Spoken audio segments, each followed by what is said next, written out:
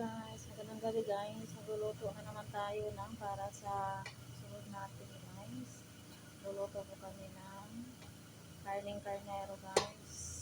So, guys,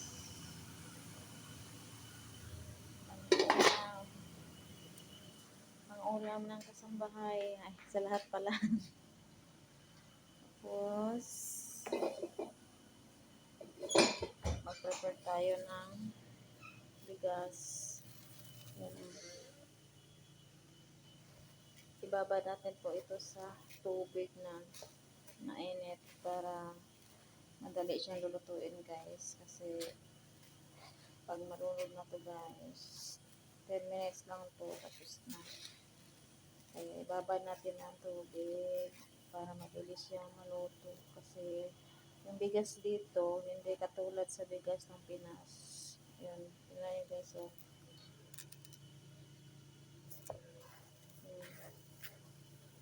mahaba guys. Mahaba ang pasensya tulad ko. Ang haba ng bigas katulad ng pasensya ko guys. Tulad ng haba ng aking pasensya. Okay, so. Sorry guys, nakatapos lang namin na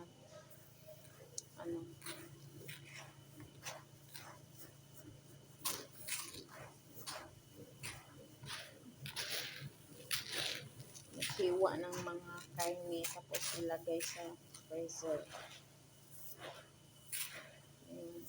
Wala nga mo ko dito. Ang may-ari lang ng bahay ang nandito tsaka mga bata. Tapos kasama ko na isang katulong.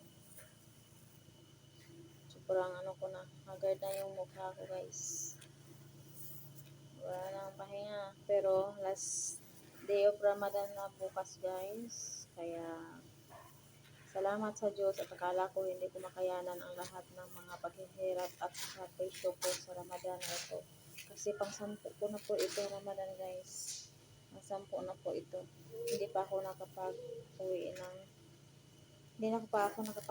ng Pinas guys. Sobrang grabe yung sakripisyo ko dito.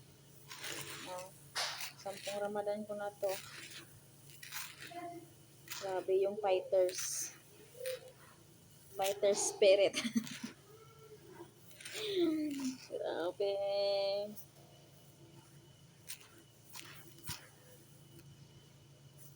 Tagal maluto kasi kasi hindi pressure cooker yung ginamit. So, bye-bye na guys.